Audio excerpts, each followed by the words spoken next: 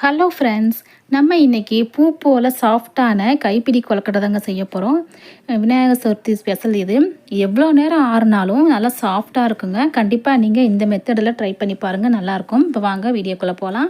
First ஒரு கடாயில் தேங்காய் பொடி பொடியாக இந்த மாதிரி கட் பண்ணி வச்சுக்கலாங்க.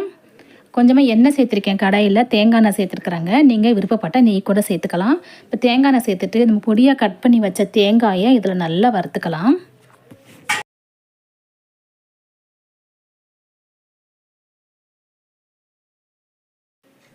இது நல்லா வறுத்ததுக்கு அப்புறமா கருப்பு எள்ளு சேர்த்துக்கலாங்க. அதையும் சேர்த்துட்டு இது கூட நல்லா வறுத்துக்கலாம். கருப்பு எள்ளு இல்லைன்னா வெள்ளெள்ளு கூட சேர்த்துக்கலாங்க. நான் கருப்பு எள்ளு சேர்த்துருக்கேன். இது நல்லா வறுபடட்டும்.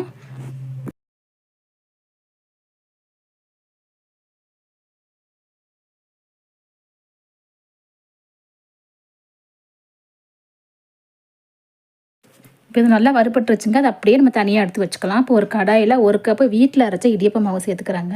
நீங்கள் கடையில் வாங்கின அரிசி மாவு எடுத்துட்டாலும் பரவாயில்ல, இந்த மாதிரி வறுத்துட்டு சேர்த்திங்கன்னா கொழுக்கட்டை நல்லா சூப்பராக இருக்குங்க, நல்லா சாஃப்டாக இருக்கும்.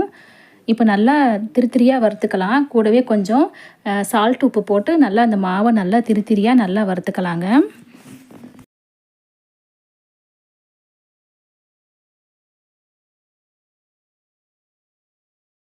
மாவு நல்லா வறுபட்டுருச்சு, இது அப்படியே இருக்கட்டும். இப்போ ஒரு கடாயில் ஒரு கப்பு வெல்லம் சேர்த்துக்கலாம். ஒரு கப்பு வெல்லத்துக்கு ஒரு கப்பு தண்ணி கரெக்டாக இருக்குங்க.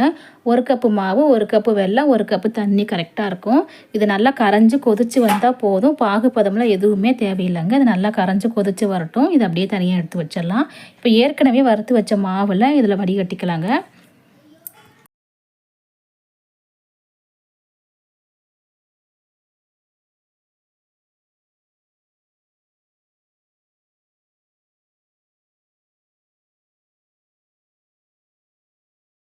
இப்போ நல்லா அடுப்பை லோ ஃப்ளேமில் வச்சுட்டு நல்லா கிளறிக்கலாம். நல்லா கெட்டியாக வரட்டுங்க.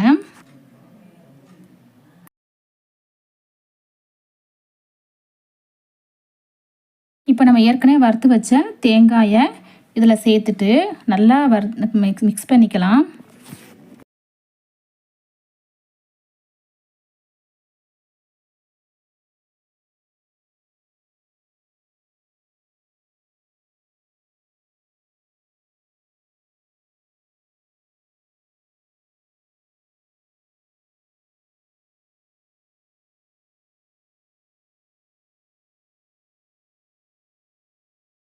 இப்போ பாருங்கள் நல்லா கெட்டியாக வந்துருச்சுங்க. நம்ம ஸ்டவ்வை ஆஃப் பண்ணிவிட்டு ஒரு பிளேட்டில் மாற்றிக்கலாம்.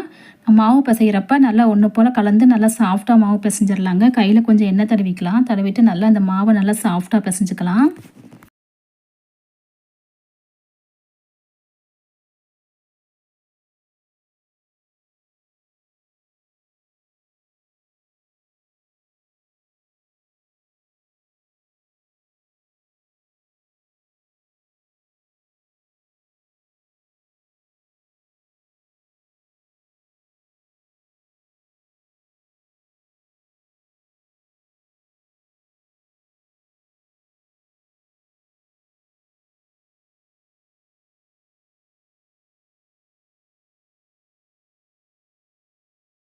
இப்போ பாருங்கள் மாவு நல்லா சாஃப்டாக வந்திருக்குங்க. ஒரு கப்பு அரிசி மாவு தான் சேர்த்தேன். எவ்வளோ மாவு வந்திருக்கு பாருங்கள். இது அப்படியே இருக்கட்டும். இப்போ ஒரு இட்லி பாத்திரத்தில் துணி போட்டுட்டு கையில் கொஞ்சம் எண்ணெய் தடவிட்டு நம்ம கொழுக்கட்டை இந்த மாதிரி அடுத்தம் கொடுத்து பிடிச்சி வச்சிடலாம். இதே மாதிரி எல்லாத்தையும் பிடிச்சி வச்சிடலாங்க.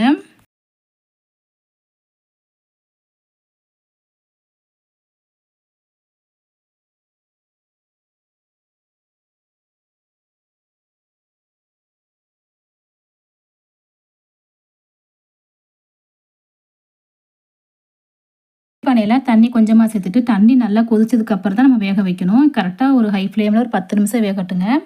வெந்ததுக்கப்புறம் பார்க்கலாம் எப்படி இருக்குன்ட்டு. பாருங்கள் நல்லா சுட சுட சூப்பராக ரெடி ஆகிடுச்சு. நல்லா சாஃப்டாக இருக்குது. நம்ம தேங்காயெல்லாம் சேர்த்துருக்கோம் பார்த்தீங்களா, வாயில் கடிப்படும் போது அவ்வளோ டேஸ்ட்டாக இருக்குங்க. செம்ம டேஸ்ட்டாக இருக்கும். இது ரொம்பவே ஈஸியாக செஞ்சிடலாங்க இந்த கொழுக்கட்டை. கண்டிப்பாக நீங்கள் ட்ரை பண்ணி பாருங்கள் ஃப்ரெண்ட்ஸ். எவ்வளோ சாஃப்டாக இருக்குது பாருங்கள். எவ்வளோ நேரம் ஆறுனாலும் நல்லா சாஃப்டாக இருக்கும், சாப்பிட்றதுக்கும் டேஸ்ட்டாக இருக்கும். ஓகே ஃப்ரெண்ட்ஸ், இந்த வீடியோ உங்களுக்கு பிடிச்சிருந்துச்சுன்னா நம்ம சேனலுக்கு லைக் பண்ணுங்கள், கமெண்ட் பண்ணுங்கள், ஷேர் பண்ணுங்கள், சப்ஸ்கிரைப் பண்ணுங்கள். தேங்க்யூ.